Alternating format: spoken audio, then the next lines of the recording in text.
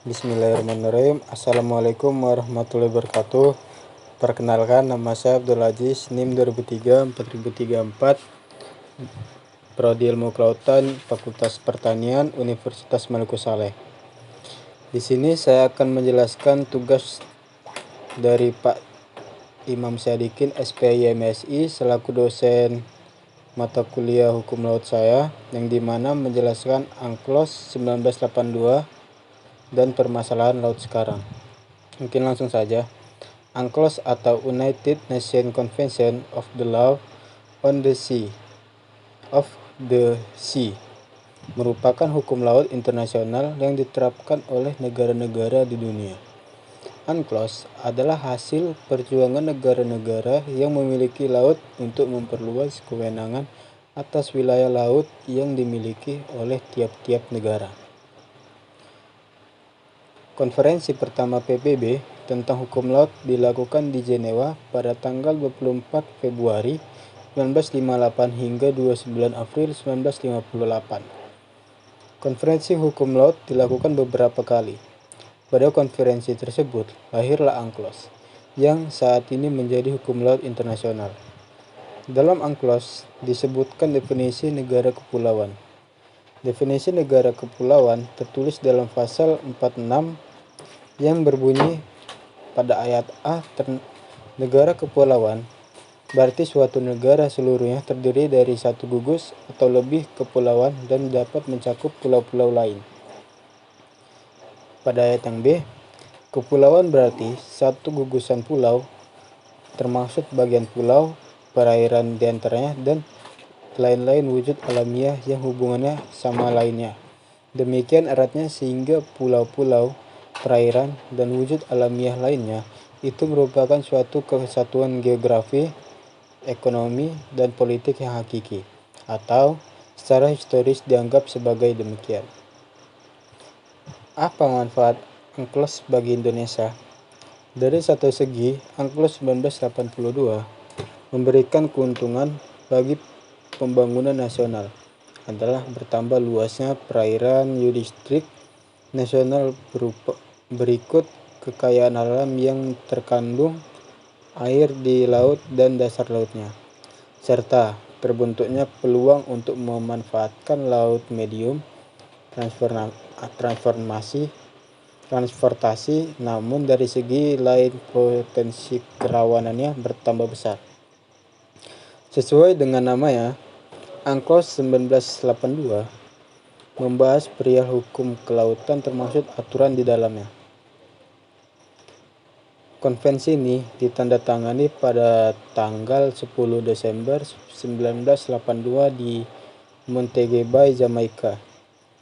Dilansir dari United Nations, konvensi hukum laut ini mulai berlaku pada 16 November 1994. Pemberlakuan konvensi ini berarti seluruh negara peserta harus tunduk pada peraturan termasuk Indonesia. Secara garis besar, konvensi ini terdiri atas 320 pasal dengan 9 lampiran. Isinya berupa penetapan batas kelautan, pengendalian lingkungan, penelitian ilmiah terkait kelautan, kegiatan ekonomi dan komersial, transfer teknologi, serta penyelesaian sengketa yang berkaitan dengan masalah kelautan. Konvensi PBB tentang Hukum Laut 2 tahun 1982 atau UNCLOS 1982 sudah diratifikasi oleh Indonesia dengan hukum nasionalnya, yaitu Undang-Undang Nomor 17 tahun 1985. Konvensi ini sudah berlaku penuh di perairan Indonesia dan di negara-negara yang sudah meratifikasi dengan undang-undang nasionalnya. Bagi bangsa Indonesia, konvensi ini sangat bermakna dan berarti karena dengan adanya konvensi di Indonesia ini, diakui secara yurisdik sebagai negara kepulauan oleh negara-negara di dunia. Memiliki JEE 200 mil laut dan lebar laut teritorial 12 mil, serta yang paling penting lagi, antara pulau yang satu dengan pulau lainnya tidak ada perairan bebas atau perairan Indonesia atau perairan internasional. Permasalahan dalam hukum laut internasional banyak terjadi, terutama permasalahan batas laut antar negara, perikanan, dan kepemilikan pulau-pulau di perbatasan. Sering permasalahan tersebut di atas membuat negara-negara bersengketa, sehingga permasalahan dibawa ke mahkamah internasional atau International Court of Justice. Bahkan ada yang sampai terjadi konflik bersenjata. Oleh karena itu, dengan berpedoman dari ketentuan-ketentuan UNCLOS 1982, diharapkan semua negara menyelesaikan permasalahan sesuai hukum laut internasional yang berlaku, dalam hal ini UNCLOS 1982. Isi Konvensi PBB 1982.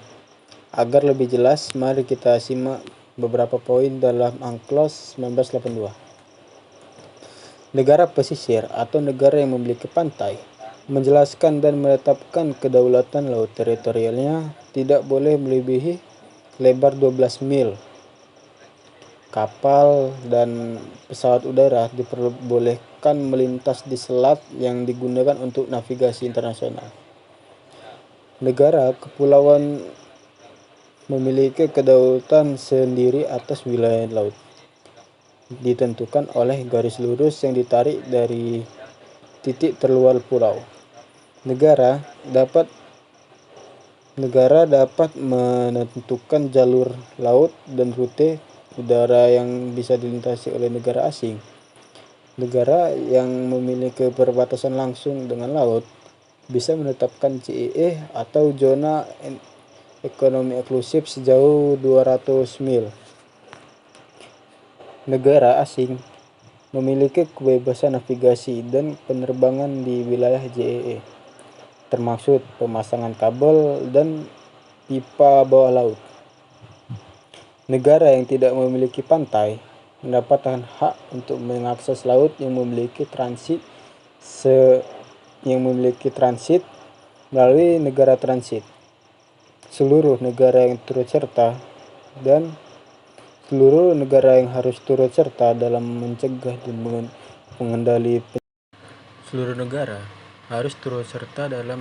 dan mengendalikan pencemaran laut, termasuk bertanggung jawab atas kerusakan yang diakibatkan oleh pelanggaran negara terhadap konvensi. Penelitian ilmiah di kelautan JEE dan landasan kontinen haruslah tunduk pada negara pesisir.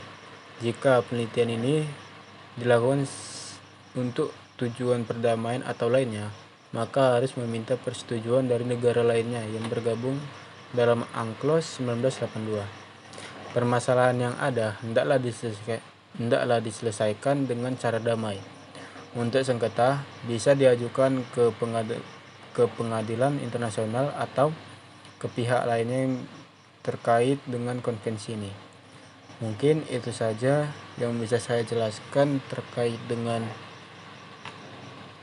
UNCLOS 1982 dan permasalahan laut sekarang. Saya tutup. Wabillahi taufiq wal hidayah. Wassalamualaikum warahmatullahi wabarakatuh.